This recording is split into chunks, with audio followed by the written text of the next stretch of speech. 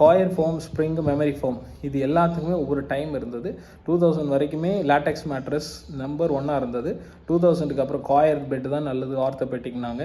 அடுத்த foam bed உள்ளே வந்த உடனே ஃபோம் பெட்டு தான் சூப்பர், குஷனுக்கு நல்லா இருக்குன்னு 100% எல்லா பக்கம் மார்க்கெட்டில் ஃபோம் வந்தது. 2017லேருந்து 20 வரைக்குமே ஸ்ப்ரிங் பெட் நம்பர் 1 இருந்தது. ஸ்ப்ரிங்கு தான் ஃபியூச்சர், இனிமேல் எதுவுமே கிடையாது அப்படிங்கிற அளவுக்கு இருந்தது.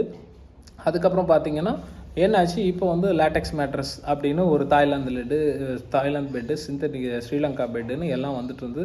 உடனே இப்போ வேற ஒரு மெட்டீரியல் ஒரு வருஷமாக யூடியூப்பில் ஆடு கொடுத்தோன்னே யூடியூப்பில் என்ன ட்ரெண்டாக இருக்கோ அதுதான் எல்லாம் அப்படிங்கிற அளவுக்கு காலம் மாறிடுச்சு.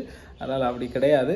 நீங்கள் ஒவ்வொன்றும் கடையில் போயிட்டு ப்ராடக்டை ஃபீல் பண்ணி அவரோட அந்த கடை ஓனர்கிட்ட பேசி இல்லை ஸ்டாஃபுக்கிட்ட பேசி அது என்ன ஏதுன்னு விவரமாக அதை பற்றி ரிசர்ச் பண்ணி இல்லை வாங்கின ஒருத்தர் ரெஃபர் பண்ணி அதை வாங்கி யூஸ் பண்ணி இவ்வளோ விஷயம் இருக்குங்க. சும்மா ஆன்லைனில் போனோம் தட்டினோம் வாங்கினோம் அப்படின்னா நாளைக்கு எங்கேருந்து சர்வீஸுக்கு போய் பார்ப்பீங்க? சர்வீஸ் யார் உங்களுக்கு சப்போர்ட் பண்ணுவான்? அது மாதிரி ரிஸ்க் பல இது இருக்குது. என்னென்னா ஒரு ஆதங்கம் தான். டெய்லி கஸ்டமர்ஸ் நிறைய பேர் கால் பண்ணி, சார் இந்த பிராண்டு பார்த்தேன், சூப்பராக இருக்குது, பேக்கிங் எல்லாம் ஓகே, ஆனாலும் எனக்கு ஒரு மாதிரி இருக்குது, உங்களதே நான் ஆர்டர் பண்ணிக்கிறேன் அப்படின்ட்டு நம்மள்ட்ட வரவங்களே இருக்காங்க. அப்புறம் மோஸ்ட்லி எல்லாருமே எல்லாம் விசாரிச்சுட்டு ஆன்லைன் ப்ராடக்ட் ஓகே சார் இன்றைக்கி அது ட்ரெண்டில் இருக்குது, என் பையன் பார்த்தான், பொண்ணு பார்த்தாங்க, நல்லா இருக்குது அப்படின்னு சொல்லி அதை வாங்கிட்டு போகிறவங்களும் இருக்காங்க. வாங்கினதுக்கப்புறம் குத்துது கூட எது சூடாக இருக்குது தாங்க முடியல அப்படின்னு சொல்லிட்டு அதுக்கப்புறம் நீங்கள் அந்த கம்பெனியை எங்கே போய் தேடி என்ன பண்ணி என்ன கண்டுபிடிச்சி இல்லை என்ன தான் சொல்லி என்ன பிரயோஜனம்? இன்றைக்கி நான் சொல்கிறேன், நோட் பண்ணிக்கோங்க. இப்போ ஆன்லைனில் ட்ரெண்டில் இருக்கிற ஒரு மேட்ரஸ் கம்பெனிக்கு ஒஃபிஷியல் வெப்சைட் இருக்குது, ஒஃபிஷியலாக யூடியூப் சேனல் இருக்கா பாருங்கள்.